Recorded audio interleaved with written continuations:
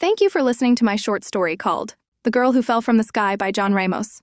If you like what you hear, then please like, subscribe, and leave a comment. I will upload a new chapter every few days. Now, on to our story, narrated courtesy of Speechify. Chapter 1. Wish You Were Here. Whittier was silent now. No engines.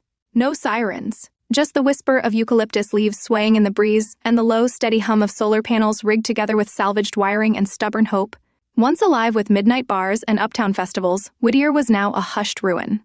Gone were the 80,000 people that called this place home, and left behind was a population of one.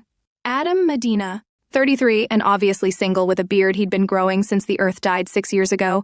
Adam looked more like a castaway than a resident of Whittier, California. But it wasn't always this way. Adam was once a carefree 20-something who spent his days hunting for vinyl records and Silver Age comics and his nights drinking and wooing women his age at the local uptown bars. For Adam, life was great. He was single, just how he loved it, came and went as he pleased, and spent his hard-earned money he made busting tables on whatever his heart desired. And then, the end of the world happened. July 13th, 2019. One moment, Adam was enjoying a Tuesday night of karaoke with his boys, and the next, poof! Everyone in the bar crumpled and turned to dust. What the fuck? Adam thought. Was he that drunk, or was this the result of the ecstasy Adam took earlier? That night, Adam walked the streets, calling out for anyone, praying for a response. But he got none.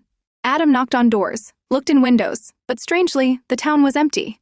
Adam thought that this was something happening to his own town, so he found a random car with keys inside and took a ride to the neighboring towns, Pico Rivera and Montebello. And again, it was the same result. Emptiness. By morning's light, Adam found himself standing at the foot of the ocean in Santa Monica, just staring out into the open sea. What the fuck just happened? Adam thought. Was this a religious thing? Or a weird virus that made everyone turn to dust? Or was this the result of some epic, powerful battle between godlike beings that snapped away all of life on Earth? Whatever it was, why did it happen to everyone except Adam? Why was he left behind? As Adam drove back home to Whittier, all he could think was, why am I the only one left? Why me? 6 years later, Adam was still here. Still living, surviving, powering his fragile oasis in the hushed carcass of a forgotten world. He mowed the lawn every Sunday. Not because it needed it, no neighbors were left to care, but because he needed rhythm. Sometimes he mowed the lawn in the nude. Because he could.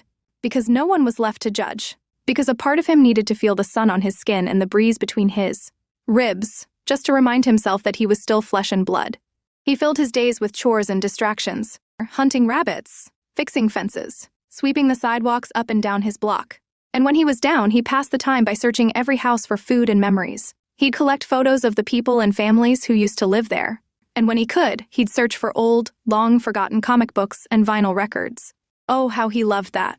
The thrill of finding an old Silver Age X-Men issue or coming across a pristine copy of a classic from Led Zeppelin or The Who. He always felt safe as he organized his comic collection while Time After Time by Cyndi Lauper played on his record player. Life could be sad and lonely, but those moments with the things he cherished most always kept Adam from going to the dark place. The place right before that place where everyone he used to know now resides. Heaven? Hell? Nothingness? Adam didn't know.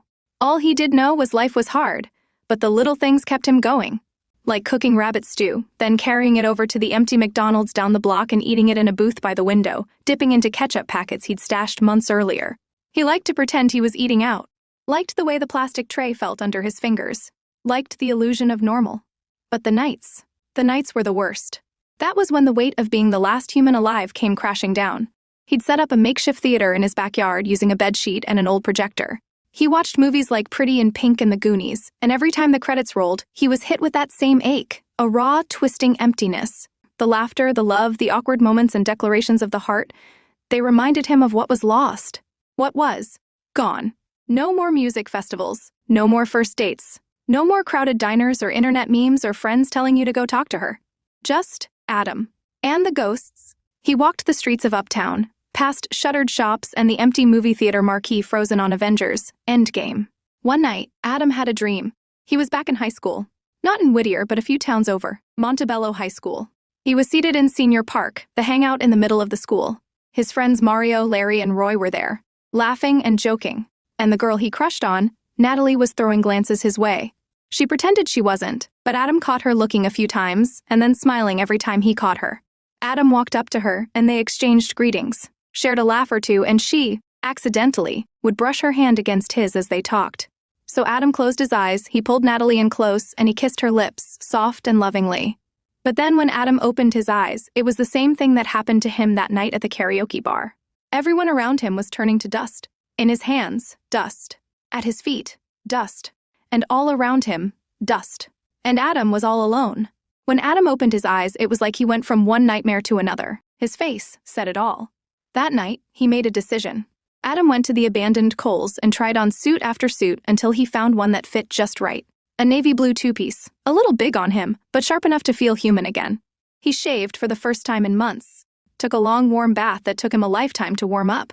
Then he cooked himself a final meal, wild rabbit stew with rosemary and what little red wine he had left. He set the table for two, just in case. He lit a candle, and he played Wish You Were Here by Pink Floyd on his record player. And after he ate, Adam walked to the top of the tallest building in Whittier, the old Nixon building. He stood on the edge and looked into the night sky. "I'm coming, Joy, Natalie, Mom, all of you," he whispered. He had prayed for a sign, pleaded, begged, his voice raw, eyes scanning empty heavens. He spoke not with words but with everything in him, grief, rage, desperate hope. "Show me something," he whispered. "Anything, please." But the silence was holy, cruel, infinite. So Adam stood, wiped his face, took a breath like it might be his last. And when he stepped one foot over the ledge, he accepted that the void would be his answer. Until it wasn't.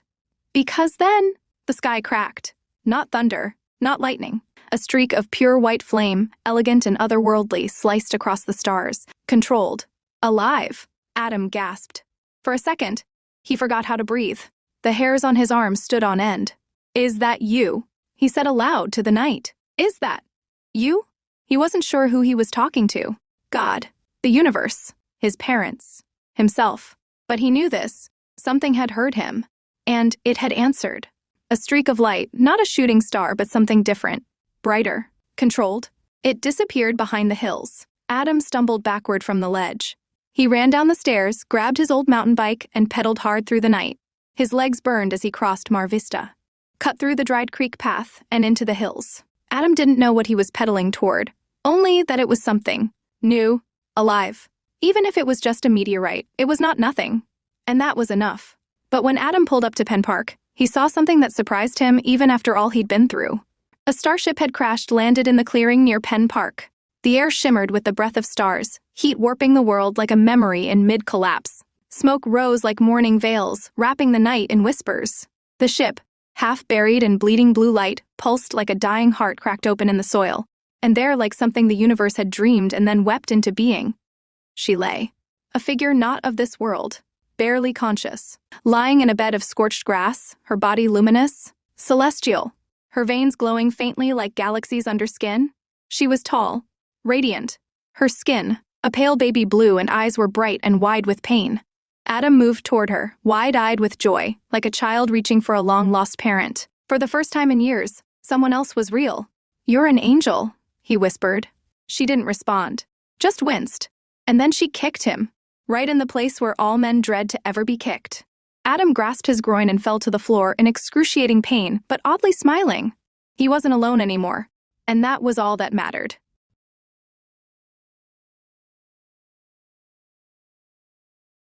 Thank you for stepping into the house of strange love. If this story moved you, scared you, or made you feel something, like, subscribe, and leave a comment. A new chapter, Chapter 2, arrives in just a few days. Same time, same channel. Until then, stay strange.